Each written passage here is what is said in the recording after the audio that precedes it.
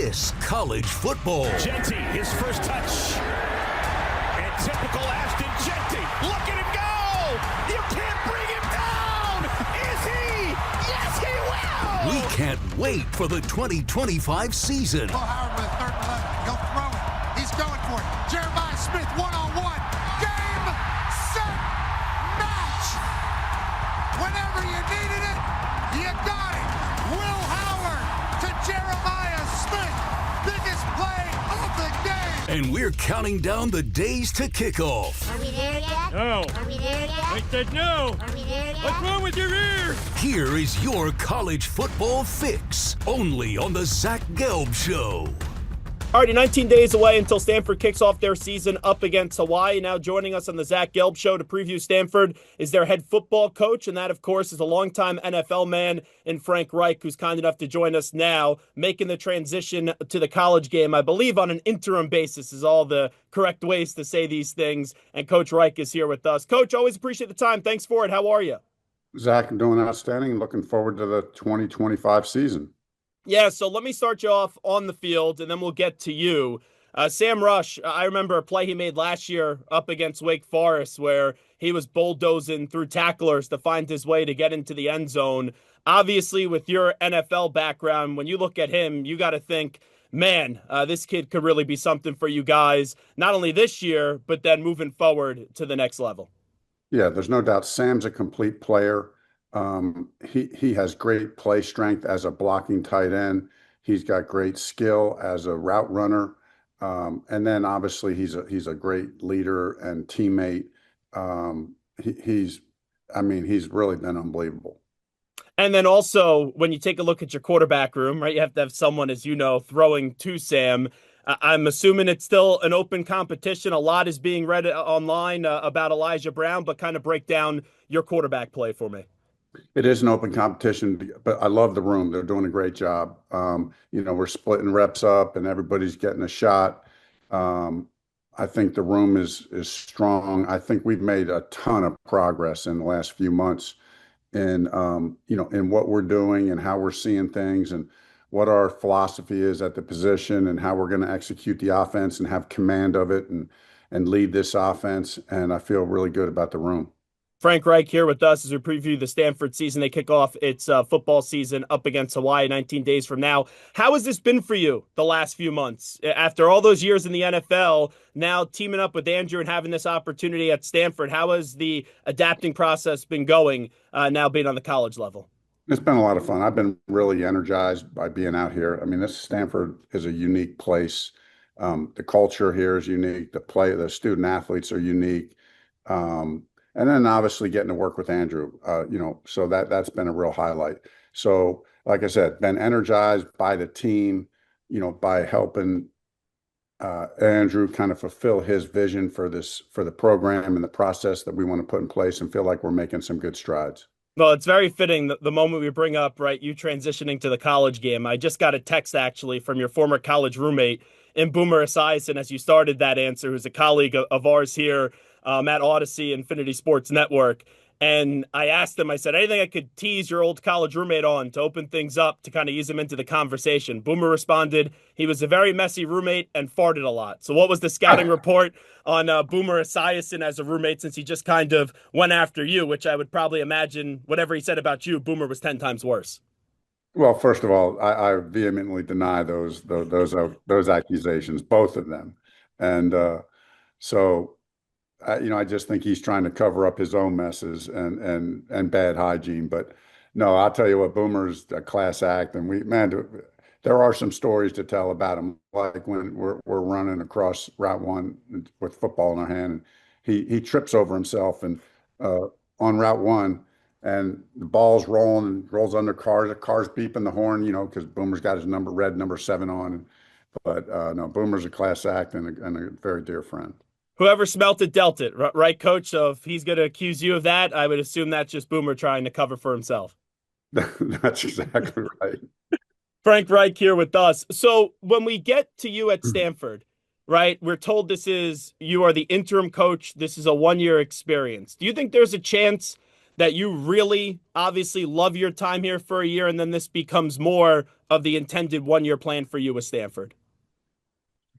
No, I mean, Andrew and I had a very clear conversation at the beginning. What was right for me, what was right for him in the program, and we're very, we're both comfortable, with the plan that we came up with. So here's what I know: I am all in on the 2025 season. That's all that matters. So any thought of what could happen next year is the furthest thing from my mind. All my energy is focused to this season.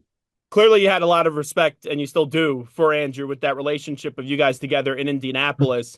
When this all came about, you could have been living very comfortably, not getting back into the daily coaching grind. Why was this something that you said, you know what, I'm actually going to take Andrew up on this and go through with it? Yeah, there were two reasons. One, because it was Andrew, I really, there's probably very few people I would have even entertained that idea from, but Andrew would be one of them. Excuse me. And then the second reason was, it's Stanford. I've experienced a lot in my career playing and coaching, been around the league a lot, but I've never had an experience like coaching at Stanford. And it was just something I just couldn't pass up. And so, my wife and I talked about it, and, we're through, I got a bunch of stuff going on back east, but, just wanted to kind of put that on hold and come out here for this season and give every ounce of energy I can to helping this team in every way possible. And the college game really keeps on resembling more and more like the pro game, right? We have a general manager now at Stanford. I just saw that you guys brought in the former Nike CEO, John Donahoe, as your athletic director. How about their vision? And I know you said you're all in for this year, but the two of them's vision for this program, you kind of laying the foundation this year. What is kind of expected to get this thing moving back in the right direction under those two? Yeah, I've told a lot of people since being out here, like, listen, this program is going to get turned around. And this was before the new AD was hired, but Andrew is going to do his job to get this football program turned around. He has a unique passion and enthusiasm for the school, for the student athlete. He's equally yoked when it comes to the educational side of excellence here, but also the football excellence. And he's a winner, and he's going to bring this program back into prominence. And then now now the university hires the new athletic director and John Donahoe and his pedigree. That looks like a pretty winning combination between him and Andrew, certainly to help this football program get back on track. And we always knew how smart, right, Andrew was. And he just wasn't like your typical football player, even your typical quarterback. There was always something special with him. And I remember being in Philly when he came back from the injury and he had to get taken out towards the end of the game, and we didn't know where that arm was going to be. I walked out of that stadium that day saying, Andrew Luck's in some trouble. And then he went on and had a great season. We know what happened the following year in preseason when he had to walk away. And just with how that ended, that's how a lot of us remember Andrew Luck. To see him now have his calling back at a school that means so much to him and run football this way, you being a part of that journey, it just got to be neat to see that it's in a good spot from where it was all those years ago. No doubt. I mean, we had an incredible season together in 2018, winning 9 of our last 10 games, winning a playoff game. He went on an amazing tear. The way he led the team, he's just such a natural leader. And for me to kind of see him step into this role as a general manager, which is it's a new deal. It's a new deal for him. But just to see him and his aptitude and his passion for the program and for the school, it's really fun to watch. I know you said you're all in for this 1 year at Stanford. Clearly, you still have that itch to coach, though, by doing this. After this year, do you see yourself getting back into the NFL game, whether it's as an offensive coordinator or a head coach, or is that it for your illustrious coaching career? Yeah, I mean, I've learned a long time ago in this league, you just take it 1 year at a time. I mean, I'm certain I was retired before I took this job. I was content. I've had 30 plus years playing and coaching, been an incredible run, had a lot of great experiences, a lot of winning teams, championships, and so on and so forth. So, I would anticipate that's it'll go back to there. But, like I said, right now, just focused on this season. What can people expect out of this team this season? Because when you had the year that they had last year, there's not a lot of high expectations. and people just assume, oh, whatever they did last year is going to repeat this year. But as you know, each and every season in the sport of football is different. So for people that are maybe down and out on Stanford right now, what do you expect since we're talking to head coach and Frank Reich? Well, yeah, when we talk about expectations as a team, we're talking about how we're going to show up every day. We've set 7 standards that we've all agreed that we're going to live by, and so we have goals. We have goals like everybody else, and they're very important to us, and they're very much ingrained in our minds and in our hearts. But really, expectations are the way to get those goals is to show up the same way every day, go to work, get better every day, you know, practice a certain way, get the details right, so on and so forth. That's what brings the results. And so our expectations are we'll handle the process, we'll have the right people, and that'll bring the results that we want.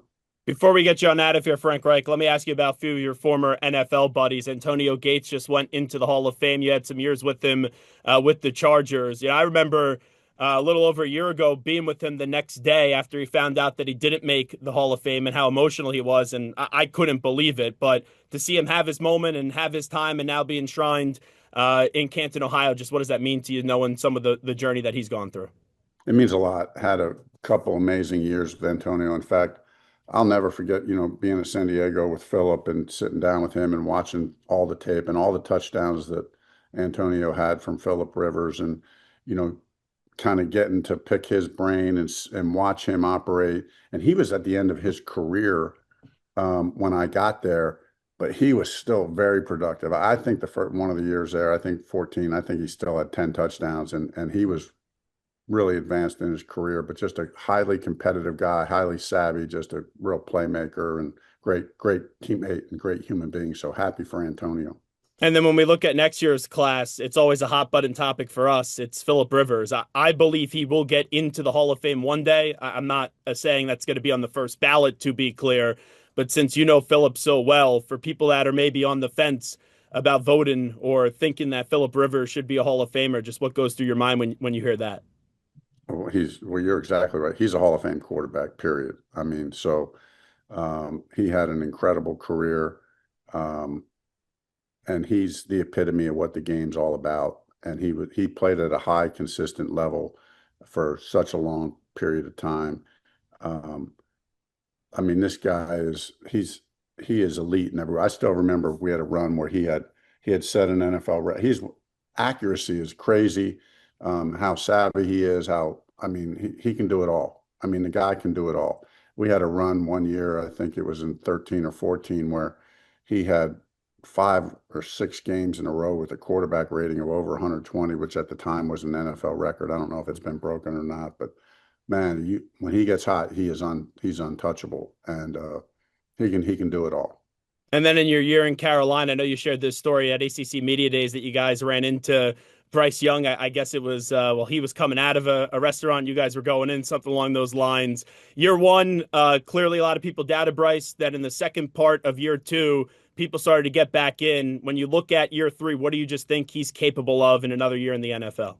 I think the sky's the limit for Bryce. The guy's a winner. That's why we drafted him where we drafted him in that year. I mean, he's a class act. He's a winner. He's highly accurate. He has a football IQ off the charts. He understands the game.